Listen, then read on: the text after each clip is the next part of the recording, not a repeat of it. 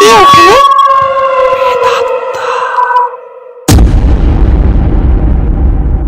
চিঠি। বাবা বাবা তোমার চিঠি এসেছে। কই দে দেখি।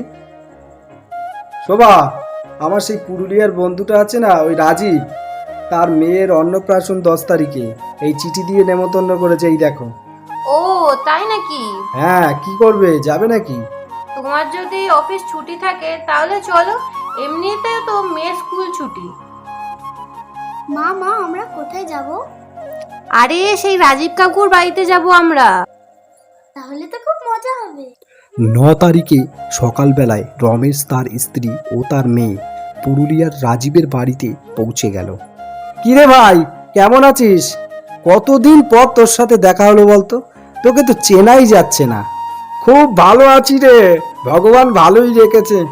বৌদি, আসতে কোনো সমস্যা হয়নি তো? না না, কোনো সমস্যা হয়নি। তিতলি মা, কেমন আছো? ভালো আছি কাকু। অনুষ্ঠানের দিনটা বেশ ভালোই কাটলো তাদের। 11 তারিখে সন্ধ্যা 7টায় তারা পুরুলিয়া থেকে ট্রেনে উঠল কলকাতায় উদ্দেশ্যে। ট্রেনে 1 ঘন্টা কেটে গেল। ঠিক 8টার সময় একটি আলোহীন স্টেশনে ট্রেনটি হঠাৎ থেমে গেল। প্যাসেঞ্জারদের মধ্যে হইচই পড়ে গেল। ও দাদা, এত হইচই কিসের? অত শত বলতে পারবো না, জানের মায়া থাকলে পলান এখান থেকে। আরে কেন, কি হয়েছেটা কি এখানে? আরে দাদা, এটা বেগুন কোদর। লোকটা এসব বলে ট্রেন থেকে নেমে কোথায় উধাও হয়ে গেল।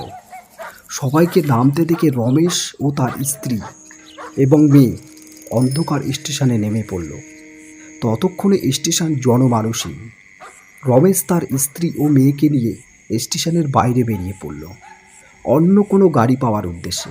কিন্তু যেদিকে তাকায় গাঢ় অন্ধকার শুধু, একটাও গাড়ির দেখা মেলে না। হঠাৎ ট্রেনের হর্নের শব্দ শুনতে পেল। তড়িঘড়ি স্টেশনে পৌঁছালো, কিন্তু ততক্ষণে ট্রেন স্টেশন থেকে বেরিয়ে গেছে।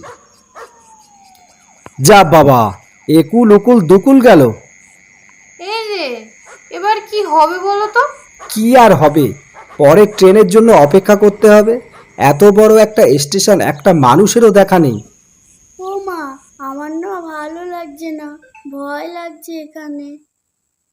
বলছি কি, স্টেশনের বাইরে যাই চলো, যদি কোনো অটো রিক্সা পাই। আরে তোমার মাথা খারাপ নাকি? ট্রেন এসে গেলে সেটাও হাতছাড়া হয়ে যাবে। কিছুক্ষণ দেখি না কি হয়, তারপর না হয় ভাবা যাবে। এখন অন্তত প্ল্যাটফর্মে বসি, দেখি কখন ট্রেন আসে। কিছুক্ষণ পর একটা নুপুরের শব্দ হতে লাগলো। একটা 20-22 বছর বয়সী মেয়ে খুঁড়িয়ে খুঁড়িয়ে গাঢ় অন্ধকার থেকে বেরিয়ে রমেশের দিকে আসলো।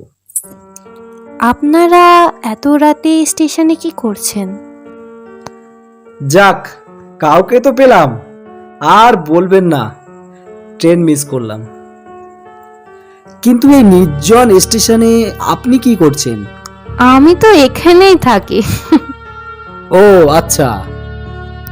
ট্রেন আসতে ঢের দেরি। আপনারা যদি চান তাহলে আমার ঘরে গিয়ে বিশ্রাম করতে পারেন। কিন্তু আপনার ঘরটা কোথায়? ওই যে দেখছেন স্টেশন মাস্টারের ঘর, ওখানেই তো আমি থাকি। ওই অজানা যুবতীর কথা মতো রমেশ, তার স্ত্রী ও তার মেয়ে সেই স্টেশন মাস্টারের ঘরের দিকে যেতে লাগলো। ও মা মা, এই দিদিটার পা দুটো কেমন যেন লাগছে। দূর বোকা, ওরম বলতে নেই কাউকে।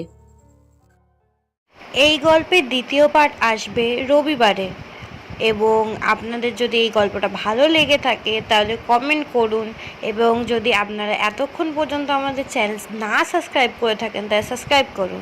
থ্যাংক ইউ সো মাচ আমাদের ভিডিওটা দেখার জন্য।